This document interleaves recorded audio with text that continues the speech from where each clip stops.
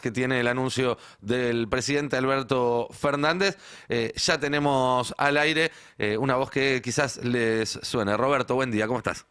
Hola, ¿qué tal? ¿Cómo están? Bien. Bueno, lo habíamos contado el lunes, estaba tomada la decisión del presidente de la Nación, el tema era cuándo había que decirlo. Me parece bueno el hecho de que lo haya anunciado hoy, porque hoy se reúne en consejo y ahora sí el PJ se empieza a organizar. Bueno, el presidente puso énfasis en las cosas que hizo, en las dificultades que encontró y en la necesidad de una PASO. Está claro que fue parte de las charlas que tuvieron en los últimos días, los nexos que había entre los distintos espacios. Me refiero a Guado de Pedro, a Olmos, a Agustín Rossi, que se había sumado a esas charlas en las que fueron llevando la situación hasta esto de hoy. Se viene una PASO. Me parece que, como siempre que empieza a cerrarse un ciclo, hoy es una bisagra, es tiempo de balances. Hay mucha bronca en este momento en los argentinos porque la inflación nos duele mucho. Ahora, la presidencia de Alberto Fernández es absolutamente distinta a cualquier otra presidencia que hayamos tenido en toda la historia nacional. En toda la historia nacional, con todos los condimentos. Digo, vivió una pandemia. Recordemos todos que tuvimos varios meses encerrados en nuestras casas. Se separó de facto la oferta de la demanda, las fábricas cerradas, la gente viviendo en casa, el Estado manteniéndonos a todos, el Estado saliendo a conseguir las vacunas para que no nos pase como en otros países en donde la gente se moría en los pasillos o se moría en las calles, y estoy hablando de países como Inglaterra, como Italia, como España. Bueno, todo eso se pudo llevar dentro de los cánones normales. Yo diría, no se puede hablar de éxito cuando estamos hablando de evitar muertes, pero para un país como Argentina yo creo que se hizo muy bien. Con eso y todo, digo, con el ATP, con el dinero que se le dio a la gente, se pudo mantener la situación, no cerraron empresas en ese lapso, la economía se recuperó al otro año, la economía cayó 9 y pico en ese año, en el 2020, y en el 2021 creció más de 10, y ahí cayó la guerra, una guerra con consecuencias internacionales que llevó el gas de $7 a 80, para que nos demos una idea del enorme daño que hizo, y otra vez un golpe a la economía. La economía de todas maneras en esa instancia crece 5%, el desempleo que Macri había dejado en 11,5 baja al 6 y llega a la peor sequía en 100 años de historia.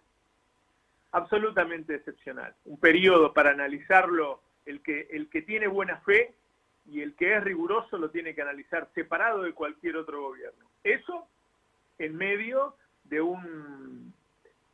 de algo que se armó, que fue bueno para ganar, pero muy difícil para gobernar, que es esta situación en la que tenía más votos quedó como vicepresidenta y el elegido para presidente tenía menos votos. Eso generó una cantidad de diferencias que uno puede alarmarse mientras está sucediendo, pero que el día que se escriba en la historia uno va a pensar, bueno, era inevitable, ¿no? Era inevitable porque era una situación absolutamente extraordinaria también, que la persona que tiene más votos no mande, y que mande el que no tenía muchos votos en ese momento. Por lo tanto, analizar el gobierno de Alberto hay que analizarlo bajo ese prisma. A mí me parece que el crecimiento económico, la baja del desempleo, la cantidad de vidas que se salvaron, para mí el saldo es positivo. Lo he dicho más de una vez, más allá de las críticas cotidianas, que es lo que uno tiene que hacer en su trabajo. De ahora en más,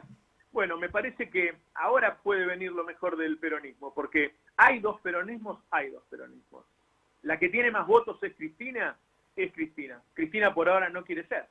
Cuando Cristina no quiere ser, ese sector ya no tiene la misma potencia que cuando está Cristina. Me parece que sigue siendo el que más potencia tiene de todas maneras, pero eso hay que revalidarlo en las urnas. Si el peronismo revalida en las urnas y pone al hombre o la mujer que aúne, que sintetice lo que es el peronismo hoy en 2023, todavía es competitivo. ¿Todavía es competitivo por qué? Bueno, porque la derecha se dividió en dos. con la llegada de Milei y porque la parte que se supone que sería la más preponderante, que es la de Juntos por el Cambio, está muy enfrentada por una cuestión de ideas y de intereses. Es decir, me parece que a partir de hoy puede haber una revalorización de la figura presidencial, como pasa cuando uno hace un balance, cuando termina un periodo, y se abre la posibilidad de que el peronismo, aún en estas circunstancias, por lo extraordinario de la situación, por una derecha dividida, creo que me olvidé de incluir en esa síntesis el clima de odio en el que se vive en Argentina, lo que han hecho los medios de comunicación, lo que han hecho las redes, los ataques a Cristina, un periodo absolutamente excepcional que puede llegar al día de las elecciones de una manera también excepcional. La verdad es que de ahora en más el peronismo se va a ordenar, va a ir una paso, por lo que yo hablé en estos escasos minutos, pero también por lo que hablé desde el lunes, que yo sabía que esto iba a suceder. Los actores se están llevando bien, están llegando a un acuerdo sobre cómo tramitar estas pasos, así que a mí me deja un sabor optimista que se empiece a ordenar esto. Lo hace Alberto una vez que sabe que más o menos el tema de las PASO está arreglado. Me parece que el hombre de la Casa Rosada hoy, el que le saca una cabeza al resto, es Agustín El Chivo Rossi, un hombre que está en la historia del peronismo, que le puso el pecho al levantamiento del campo en la 125, que tiene una relación con Cristina muy, muy fuerte, porque estuvo en los momentos más difíciles, que ha dado unos discursos históricos en el Congreso, va a quedar en la historia de ese Congreso Nacional. El Chivo Rossi me parece un jugador muy interesante.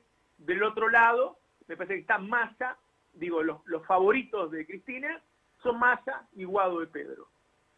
Ahí habrá que ver, Cristina verá, y también Massa verá, según cómo esté la economía, qué se resuelve. En los próximos días sabremos si llega una ayuda de los Estados Unidos. Se sabe qué es lo que se pide, está casi acordado esos 8.000 millones de dólares. El tema son las condiciones. Claro. A veces las condiciones que te imponen pueden ser peores que lo que te ofrecen.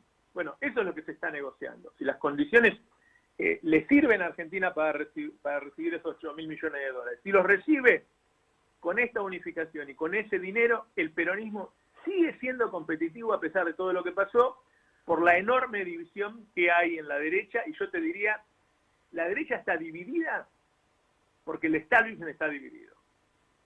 Porque el establishment está dividido. Eso está y claro. Eso siempre para el campo popular es una ventaja. Y es más, me atrevo a decir, creo que parte del asunto que se va a dirimir en estos meses y en la campaña es si el establishment va a estar dividido en dos o en tercios también, como el electorado. Bueno, es que me parece también que ahí el peronista que tiene buena relación con una parte del empresariado es Massa, y por eso cuando a veces mucha gente dice, pero ¿cómo Cristina no elige a un heredero directo y piensa en Massa? Bueno, piensa en eso, está claro, es una persona pragmática y piensa en eso. Se verá claramente. La candidatura de Massa depende del devenir económico. Me parece que de todas maneras en pocas semanas, me parece que hoy estamos a 21 de mayo, ¿no?